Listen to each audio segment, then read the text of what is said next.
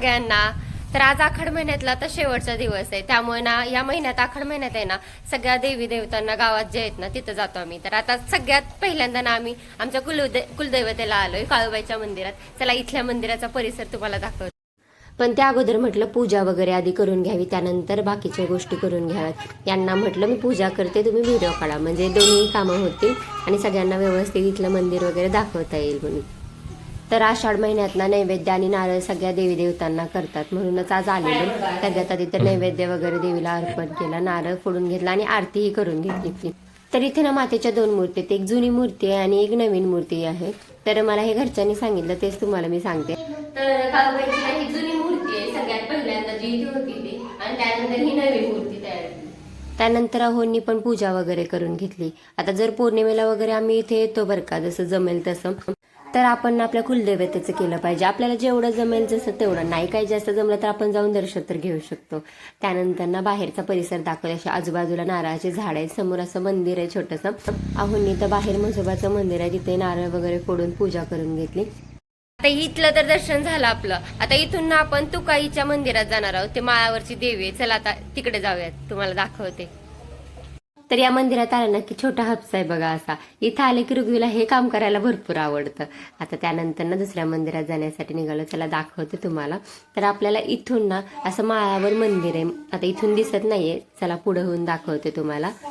तर आमच्या गावातला हायस्कूल आहे, 10वी पर्यंत शिक्षण इथे होतं. त्यानंतर आपण मंदिराच्या इथे आलोय. इथे पण 2 मंदिर आहे बघा.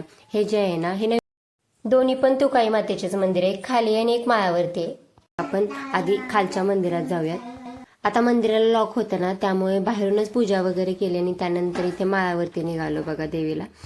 आता इथं खूप वरती चढायचं होतं ना, म्हणून रुग्वीला यांच्याजवळ दिली. म्हटलं तुम्हीच घेतलेला, मला काय जमणार नाही, आणि मी हळूहळू चालत चालले. आणि फायनली आम्ही मंदिरात पोहोचलो. तर हे असं मंदिर आहे आणि त्यानंतर खालचा परिसर दाखवते तुम्हाला. इथून ना पूर्ण गाव दिसतं बघा. त्यानंतर म्हटलं आधी देवीची पूजा करून घ्यावी. पूजा वगैरे करून घेतली, जरा वेळ मंदिरात बसलो म्हणजे जरा छान वाटतं. आणि त्यानंतर मंदिराला प्रदक्षिणा घालण्यासाठी आलो. आता इथं ना एवढी हवा आहे ना, उंचावर आहे त्यामुळे ती मोकळी हवा सुटलेली, तर चालताही व्यवस्थित येत नव्हतं, एवढी हवा होती बरं का इथे. तर या मंदिराचा परिसर मला सगळ्यात जास्त आवडतो. बरं उंचावर आहे, मोकळी हवा सुटलेली असते आणि शांतता असते. कितीही वेळ म्हटलं तरी इथं बस. मी इथे पूजा वगैरे करते, अहो इथं बसलेत. का हो, काय करताय?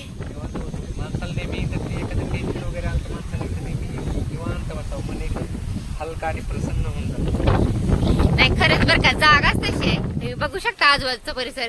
इथली जागा एवढी छान आहे ना, म्हणजे असं इतकं शांतता वाटत. आणि त्यामुळे मी आणि रुग्वी पण यांच्याबरोबर बसले. आता गडबड तर नेहमीचीच असते, पण म्हटलं ठीक आहे जाऊ दे, आज होईल थोडासा उशीर, पण ठीक आहे. असं निसर्गाच्या सानिध्यात बसायला पण छान वाटतं. जरा वेळ बसलो आणि त्यानंतर दुसरीकडे म्हणजे दुसऱ्या मंदिरात जाण्यासाठी निघालो. तर हे मंदिर गावातच आहे, एकदम जवळ आहे, त्यामुळे लवकर तिथे पोहोचलो. पूजा वगैरे केली, नैवेद्य आणि नारळ अर्पण केला आणि त्यानंतर घरी येण्यासाठी निघालो. तर आजचा दिवस ना खरंच खूप छान गेला सगळ्या मंदिरात गेल्यामुळे. तर आजचा ब्लॉग तुम्हाला कसा वाटला तो कमेंट करून नक्की सांगा, आणि जरी व्हिडिओ आवडला असेल तर व्हिडिओला लाईक नक्की करा. थँक्यू.